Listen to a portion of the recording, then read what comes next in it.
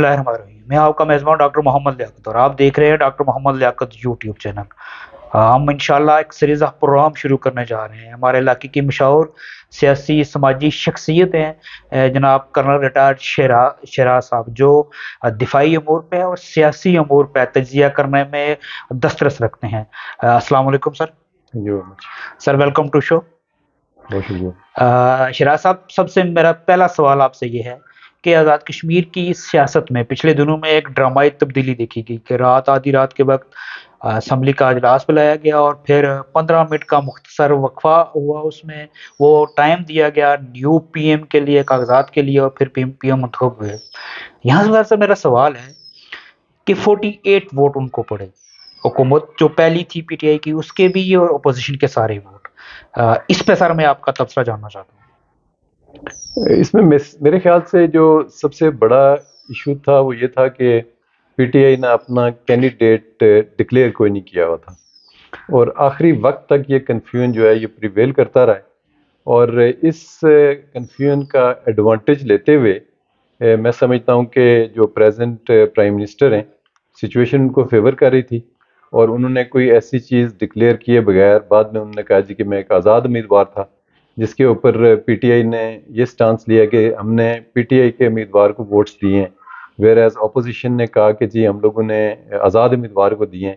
तो ये इस तरह की जो छोटी सी एक कन्फ्यूजन कह लें, एक खिचड़ी पक गई वहाँ पे और एट 11th आवर इन्होंने जाके अपना डिसीजन लिया जो अपोजिशन के साथ मिल के, तो जो अनवारुल हक साहब जो हमारे प्राइम मिनिस्टर बने, मेरे ख्याल से ये एडवांटेज लिया है उन्होंने इनडिसाइसिवनेस जो प्रिवेल कर रही थी at the part of PTI.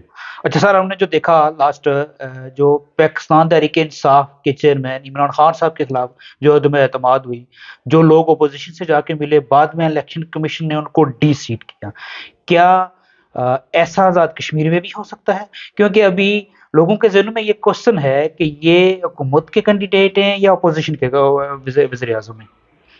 असल में पाकिस्तान की जो लेजिस्लेशन है वो इसके ऊपर हुई हुई है कि आप फ्लोर क्रॉसिंग, और बाद में कोर्ट्स के भी डिसीजन आ गए कि जो फ्लोर क्रॉसिंग करेगा और डिस्क्वालीफाई हो जाएगा। वेयर एज कश्मीर में ये पहले था, पहले जब इनिशियली कर्नल नक्की जो थे उन्होंने तहरीक अमल छोड़ के मुस्लिम कॉन्फ्रेंस में आए, एक वो केस था, केस लॉ इनके पास था। बाद में इन्होंने दोबारा से एक एक्ट लिया 2020 में, तो उसमें उन्होंने फ्लोर क्रॉसिंग ऑलमोस्ट ख़त्म कर दी।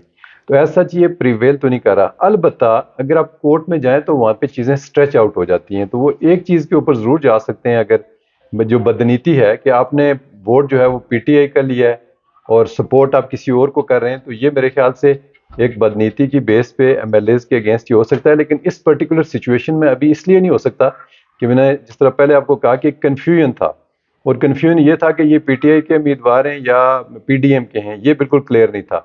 अब पीडीएम क्लेम कर रही है कि उन्होंने आज़ाद उम्मीदवार को दिए हैं और पीटीआई क्लेम कर रही है उन्होंने पीटीआई को दिए हैं।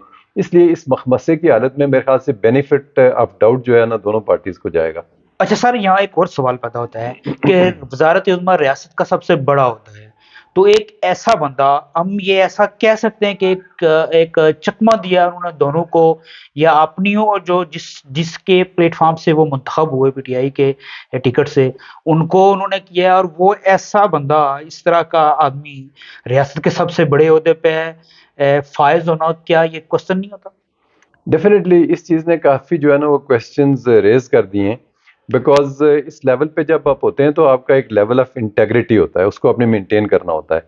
अभी तो बहुत ज़्यादा शुकूक व शुबात इसमें इसलिए आ गए हैं कि पीटीआई जो है वो अपना अलग से स्टांस ले लिया है, बाकियों ने अलग से ले लिया, और प्राइम मिनिस्टर ने बजाते खुद जो भी नौ मुंतखब हैं उनने बजाते खुद ये चीज़ कही है कि जी अभी मैं जो है आज़ाद उम्मीदवार इलेक्ट हुआ हूँ, और मेरी जो उनकी मेरे ख्याल से सबसे बड़ा स्ट्रेटेजिक एरर जो आप कह सकते हैं उनकी स्टेटमेंट में, उनकी स्टेटमेंट इस तरह की नहीं आनी चाहिए थी। उनकी एक नॉन कमिटल टाइप स्टेटमेंट होनी चाहिए थी, और उनको कहना चाहिए था कि I am really grateful to all जिन्होंने मुझे वोट दिया है, और इंशाल्लाह मैं आपकी जो तवक्कुआत हैं उस पर पूरा उतरूंगा, और जो भी एक रस्मन बातचीत होती है उनको करनी चाहिए थी।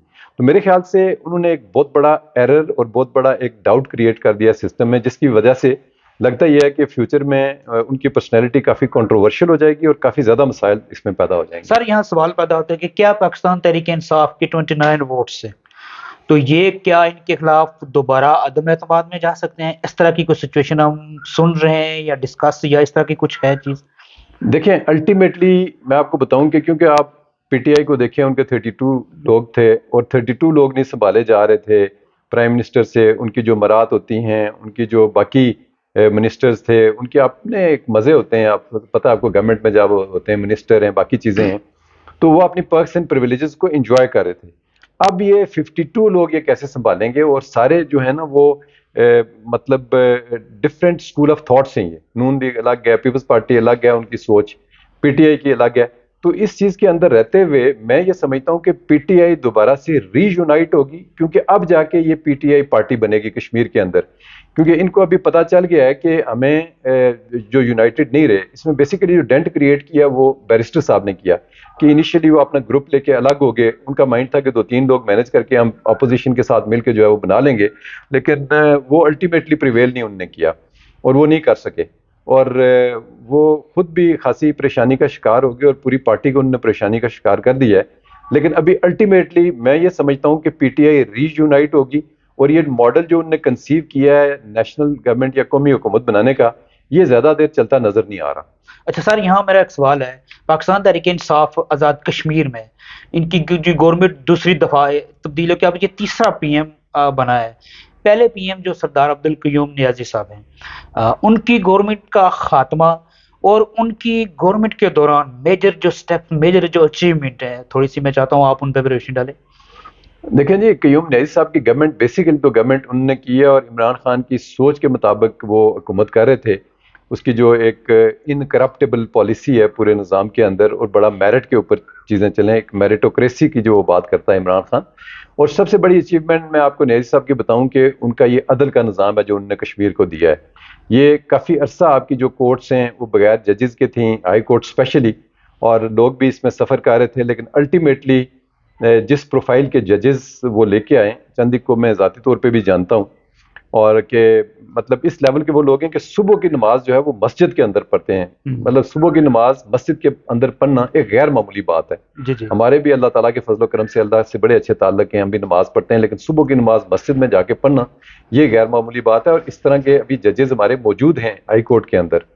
اور اس کے بعد میں آپ کو بتاؤں کہ جو بھی ان کا ایک انفراسٹرکچر کا پروگرام تھا، ایون انہوں نے بگ سٹی کوٹلی کا جو سٹیٹس ہے، اور کشمیر کے اندر جو 500 ارب کا عمران خان نے ایک پیکج اناؤنس کیا ہوا تھا کہ اس کے مطابق وہ چل رہے تھے اور خاصی بڑی ڈیولپمنٹ ہو رہی تھی.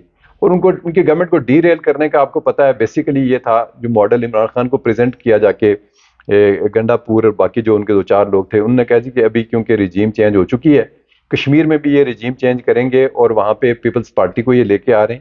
تو اس سے پہلے کہ وہ یہ لے کے آئیں، ان کو ہم ٹیکنیکلی ناک آؤٹ کرتے ہیں. اور وہ یہ طریقہ کار ہے کہ ہم اپنی گورنمنٹ کے خلاف عدم اعتماد لے کے آتے ہیں. اور تنویر الیاس صاحب ایک بااثر آدمی ہیں، ایک تو وہ اس سٹیج پہ لوگوں کو مینج کر لیں گے، اور الٹیمیٹلی یہ ہوگا کہ ان کے خلاف عدم اعتماد کم از کم 6 مہینے نہیں آ سکے گی.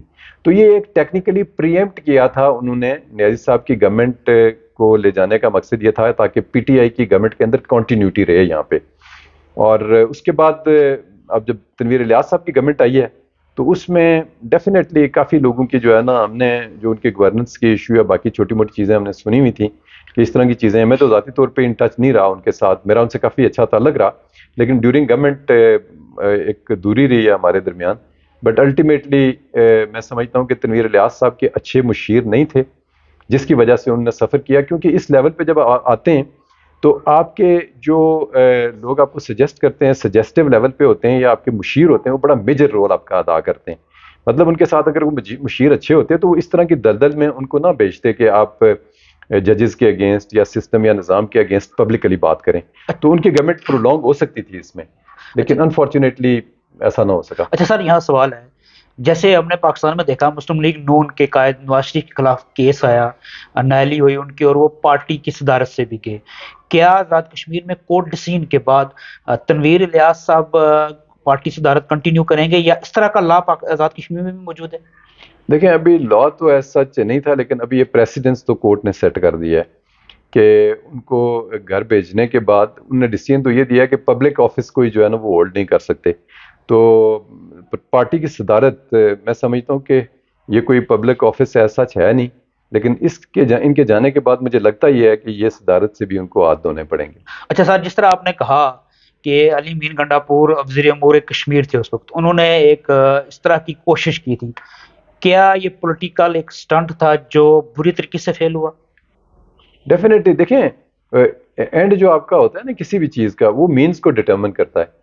اینڈ یہ جب بتاتا ہے نا کہ اگر وہ انگلش والے بھی کہتے ہیں نا کہ end is good all is good, so ان کا جو اینڈ تھا اور باقی چیزیں تھیں اس نے کافی زیادہ سوالات ریز کر دیے تھے. ابھی بھی سوشل میڈیا میں آپ دیکھتے ہوں گے لوگ کہتے ہیں جی کہ تنویر الیاس کی ان کی جو بیسک کوالیفیکیشن یہی تھی کہ پیسہ ان کے پاس بہت تھا. آلدو میں یہ سمجھتا ہوں کہ تنویر الیاس بڑا زیرک آدمی ہے، پڑھا لکھا آدمی ہے، بڑا سکسیسفل بزنس مین ہے، لیکن اگر آپ گنڈاپور جیسے لوگ ہمارے سسٹم میں آ کے اس کی رہنمائی کریں گے تو وہ ان کی ذات کے اوپر بھی بہت زیادہ کویسچنز ہیں، مطلب ان کی کلیئرٹی نہیں ہے پرسنالٹی کی ہر اینگل سے. تو وہ انفارچونیٹلی ان کو چاہیے کہ کشمیر کے لیے جو یہ ایڈوائزرز رکھتے ہیں وہ بڑے منجے ہوئے، بڑے سیٹلڈ اور بڑے تجربہ کار لوگ ہونے چاہیے جو کشمیر کی گورنمنٹ کو اور ادروائز جو ہے نا وہ. اچھا، پی ٹی آئی کے پاکستان تحریک انصاف کے چیئرمین نے ایک نام کمایا، فیم ہے، لوگ ان کو ایکسیپٹ کرتے ہیں، لیکن وزارت امور کشمیر کے حوالے سے ان کے اوپر کوشچن ہے. وہ اس لیے کوشچن ہے کہ کشمیر کا جو لٹریسی ریٹ ہے مور دین 80% ہے، اور اس آزاد کشمیر کے لیے آپ ایسے بندے کو آپ وزیر امور کشمیر لگا رہے ہیں جیسے ہم علی مین گنڈاپور کا نام لیں، جو جس طرح آپ نے خود کہا کہ ان کی پرسنالٹی خود کوشچنیبل تھی. کیا یہ ایک میجر ایسا ڈیسیژن تھا جو نہیں لینا چاہیے تھا؟ دیکھیں جب آپ as a prime minister chairman آپ چیزوں کو دیکھتے ہیں تو اس میں کافی چیزیں ان کو جو ہے نا اوور لک بھی کرنی پڑتی ہیں، کچھ کنسیڈر بھی کرنا پڑتا ہے. ابھی میری وہ لیول کی ویزیبلٹی نہیں ہے جو عمران خان یا ان کی ہے. گنڈاپور کی ذاتی انٹرسٹ تھی کشمیر منسٹری لینے کے لیے یا انہوں نے دی، لیکن اوور آل ہم نے آج تک یہ دیکھا ہے کہ نہ نون لیگ کی گورنمنٹ سیریس رہی ہے کشمیر کے متعلق، نہ پیپلز پارٹی. اور آگے بھی آپ دیکھیں کہ آپ ایک جینٹلمین لائک مولانا فضل الرحمان جس کا مطلب کوئی اسپیلنگ ہی نہیں جڑتے کشمیر کے ساتھ، ان کا پتہ ہی کوئی نہیں ہے، اتنا عرصہ وہ کشمیر سسٹم کے ساتھ اٹیچ رہے اور 1 روپے کا کام کشمیر کے اندر نہیں ہوا. نہ ہمارا ڈپلومیٹک لیول پہ کوئی چیزیں ہوئی ہیں، نہ ہی ادروائز، نہ کشمیر کاز کے لیے انہوں نے کوئی کام کیا. تو میں سمجھتا ہوں کہ اس میں گورنمنٹ آف پاکستان کو کشمیر کا ایشو جو ہے اس کو بڑا سیریس لینا چاہیے، اور جس پرسنالٹی کا انتخاب وہ کریں کشمیر کے لیے کہ وہ ہماری گورنمنٹس کو باقیوں کو انٹریکٹ کرے گا، وہ بہت ہی سنجیدہ ہونی چاہیے، اور کم از کم کشمیر ہسٹری اور کشمیر کی سینسٹیوٹی کا اس کو احساس ہونا چاہیے. اچھا سر، یہاں سوال ہے، یہ آزاد کشمیر کی جو حکومت ہے یہ بیس کیمپ ہے پورے کشمیر کے لیے، 2 کروڑ 20 لاکھ سے زائد کشمیریوں کے لیے یہاں سے میسج جاتا ہے. اگر پولیٹیکل انسٹیبلٹی ہوگی، کوشچن ہوگا الیکشن پہ، پی ایم کے الیکشن پہ مختلف ہے، تو ہمارا میسج مقبوضہ کشمیر کے مسلمانوں کو کیا جائے گا؟ دیکھیں جو بیسیکلی اگر ہماری اسٹیبلٹی یہاں پہ ہوگی تو یہ ڈائریکٹلی ریفلیکٹ کرے گی سائیکلوجیکلی جو ہمارے کشمیر کے لوگ ہیں ان کے اوپر، اور وہ ایک کانفیڈنس گین کریں گے کہ یس. اور فیوچر کے بھی اس پہ امپلیکیشنز یہ ہیں کہ وہاں پہ ادروائز یہ پروپیگنڈا ہوگا کہ جی آپ کو کشمیریوں کو دیکھ لیں خود انسٹیبل ہیں، معاشی حالات ان کے ٹھیک نہیں ہیں، ان کے معاشرتی حالات ٹھیک نہیں ہیں. تو اس کے اوپر جب کویسچنز ریز ہوں گے تو جس کو ہم ہائیبرڈ وارفیئر کہتے ہیں، یہ اس کا شکار ہو جائے گی یہ چیز، اور definitely it will send a wrong message across the borders. اور یہ نہ ہمارے لیے درست ٹھیک رہے گا، نہ ان کے لیے ٹھیک رہے گا، اور نہ پاکستان کے لیے ٹھیک رہے گا. اس لیے یہاں پہ ہماری گورنمنٹس کو اور ہماری ان چیزوں کو، گورنمنٹ آف پاکستان کو اور جو بھی ہمارے انسٹیٹیوشنز ہیں ان کو سب سے پہلے یہ کنسیڈر کرنا چاہیے کہ ہماری سینسٹیوٹی کیا ہے اور اس کے ریپرکشنز کیا ہوں گے، اور انڈینز اور ہمارے دشمن جو ہے اس کو کیسے وہ کیش کریں گے. ان ساری چیزوں کو سامنے رکھتے ہوئے ان کو ڈیسیژنز لینے چاہیے. بہت شکریہ سر، جس طرح آپ نے بات کی کہ یہاں ہماری پولیٹیکل انسٹیبلٹی، جتنا ہم سٹرانگ ہوں گے ایک اچھا میسج جائے گا. اسی سے ریلیٹڈ میرا کوشچن ہے کہ ہم ریاست پاکستان کو دیکھتے ہیں، وہاں جیسے پولیٹیکل پولرائزیشن ہے، سیاست ایک دوسرے کے لیے دشمنی کی سطح پر وہ اتر آئی ہیں. سارے جتنی بھی جماعتیں ہیں، پی ایم ایل این ہے، پاکستان تحریک انصاف ہے، مولانا فضل الرحمان، پی ڈی ایم کی جتنی جماعتیں ہیں. پھر اس طرح ہم دیکھتے ہیں کہ اداروں کے درمیان ٹکراؤ، جیسے پارلیمنٹ سپریم کورٹ کو نہیں ماننے کسی لا کو، اور پارلیمنٹ نے لا پاس کیا، سپریم کورٹ نے اسٹے دے دیا. تو اس پہ آپ کا تجزیہ، آپ سے ریکویسٹ ہے کہ آپ اس پہ تجزیہ کریں. دیکھیں بیسیکلی اگر پاکستان کو آپ دیکھیں نا تو اس وقت وہاں پہ نفسا نفسی کا عالم ہے، اور سب سے بڑا فلا میں سمجھتا ہوں ہمارے اس پورے نظام کے اندر جو ہے وہ ہمارا سیاست دان ہے. اسٹیبلشمنٹ کو، ملٹری اسٹیبلشمنٹ کو بھی ہم لوگ بعض اوقات کرٹیسائز کر رہے ہوتے ہیں، لیکن میں یہ کہتا ہوں کہ اگر آپ کا اپنا ہاؤس ان آرڈر ہے تو اگر آپ کے پولیٹیکل لوگ ٹھیک کام کر رہے ہیں اور ان کا اتنا لالچ نہیں ہے. وہ مطلب ہارس ٹریڈنگ کا آپ سسٹم باقی چیزیں دیکھ لیں تو اگر وہ اپرائٹنیس اپنی شخصیت کے اندر پیدا کر دیں اور درست ہو جائیں تو ان کو کوئی بھی انفلوئنس نہیں کر سکتا. تو اس وقت پاکستان کی 71 میں آپ دیکھیں ہمارے جو پولیٹیکل لوگ تھے ان کا کیا ہوا, آگے آپ دیکھتے جائیں پورے آج تک آ جائیں. اب یہ کہہ رہے ہیں جی کہ ڈفرینٹ نیریٹیوز جو ہے نا یہ گورنمنٹ لے کے آ رہی ہے پی ڈی ایم کی. تو ان بیسیکلی یہ آئے تھے کہ ان کے اپنے کیسز ختم ہوں. عمران خان کو انہوں نے یہ سمجھا کہ جی ہم اس کے خلاف پروپیگنڈا کریں گے کہ مہنگائی ہو گیا, سارا کچھ ہو گیا, تو یہ تو بھی ان پاپولر ہو گیا. ان کی اسیسمنٹ غلط ہو گئی ہے. جو بھی پی ڈی ایم کو آئی ہے خود, یا جو بھی اس کو فیسیلیٹیٹ کیا ہے کسی نے بھی, عمران خان کے متعلق ان کی جو اپنی اسیسمنٹ ہے وہ بالکل غلط ہو گئی ہے. اور عمران خان کو اس چیز نے بعد میں جو ہے نا وہ ہیرو بنا دیا ہے. ابھی تو وہ سپر ہیرو ہے. تو ابھی انسٹیٹیوشنز کا کلیش اسی لیے آ رہا ہے کہ انسٹیٹیوشنز چاہتے ہیں کہ وہ میریٹوکریسی کے اوپر چلیں, وہ آئین کے مطابق چلیں, ویئر ایز جو گورنمنٹ ہے وہ اپنی خواہشات کے اوپر, اپنے جو ان کی ضروریات ہیں ان کے مطابق وہ چلانا چاہتے ہیں, کہ ان کے جو کیسز ہیں, ان کی جو کرپشن ہے, ان ساری چیزوں کو جو ہے نا وہ سامنے رکھ کے چلنا چاہ رہے ہیں, جو بڑا انفارچونیٹ ہے. اور الٹیمیٹلی میں سمجھتا ہوں کہ اس ملک میں آئیڈیلی سپیکنگ جو آئین ہے اس کو پریویل کرنا چاہیے. اچھا, اسی آئین سے میرا ریلیٹڈ کوشچن ہے. 73 کا آئین ایک ایسی ڈاکومنٹ ہے جس پہ قوم کافی عرصے کے 47 میں آزادی کے بعد جا کے 73 میں اس پہ ایگری ہوئی تھی, اس ڈاکومنٹ پہ. یہاں ایک سمپل سا سوال ہے سر آپ سے کہ جو 90 ڈیز ہیں جو کے پی اور پنجاب کی اسمبلیوں کے نگران حکومتوں کے, وہ 90 ڈیز ان کے پورے ہو چکے ہیں. اب وہ آفس ہولڈ ہیں, کیا یہاں سے آئین بریچ ہوتا ہوا نظر نہیں آ رہا؟ آئین تو بریچ ہو چکا ہے جی, لیکن اس کو تھوڑا سا جو ایک کور دیا ہوا ہے لیگل سپریم کورٹ نے, تو وہ اس حد تک تو جائیں گے. تو جو ہی سپریم کورٹ کا کور ان سے ہٹے گا تو وہ تو ٹوٹلی انلیگل ہو جائیں گے. جتنے بھی ان کے ایکشنز ہوں گے, باقی جو ساری چیزیں ہوں گی, تو وہ تو لیگلی ان آرڈر نہیں ہوں گے میں سمجھتا ہوں. تو سر یا خدا نہ خواستہ یہ آئین وہ ڈاکومنٹ ہے جس نے فیڈریشن کو جوڑ کے رکھا ہوا ہے, تو آئین بریچ ہوتا ہے تو خدا نہ خواستہ ہمارے منہ میں خاک, فیڈریشن کو خطرہ ہم نہیں اس طرح کریں گے کہ ہمیں نظر آئے گا, یا جب آئین ہی کوئی لا ملک میں موجود نہیں ہوگا تو ڈیفینیٹلی جب آپ کا کوئی لا نہیں ہے تو اس کے ریپرکشنز تو انٹرنیشنل لیول پہ ہوتے ہیں. آپ کا پورا ملک سفر کرتا ہے اس میں, اور جب آئین ختم ہو گیا تو پیچھے کیا رہ جائے گا؟ پھر تو جنگل لا ہے, پھر تو طاقتور کا قانون ہے. تو اس میں تو یہ انفارچونیٹ فیکٹر ہم دیکھ رہے ہیں. بٹ آئی ایم شیور کہ الٹیمیٹلی جو انسٹیٹیوشنز ہیں اور باقی ہیں, وزڈم ول پریویل اور چیزیں بہتری کی طرف آئیں گی. بہت شکریہ سر. آپ سب سے درخواست ہے کہ ہمارے چینل کو لائک سبسکرائب ضرور کیجیے گا, اور اپنی قیمتی رائے سے ہمیں ضرور آگاہ کیجیے. آپ کے اگر کوئی کوشچن ہے تو ضرور ہمیں میسج کیجیے واٹس ایپ نمبر پہ.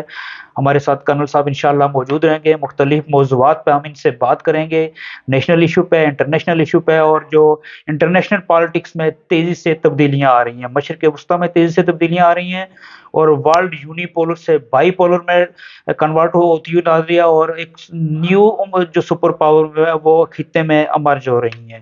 تو انشاءاللہ ہم اس پہ بات کریں گے. سر آپ کا بہت شکریہ. Thank you very much. بہت شکریہ.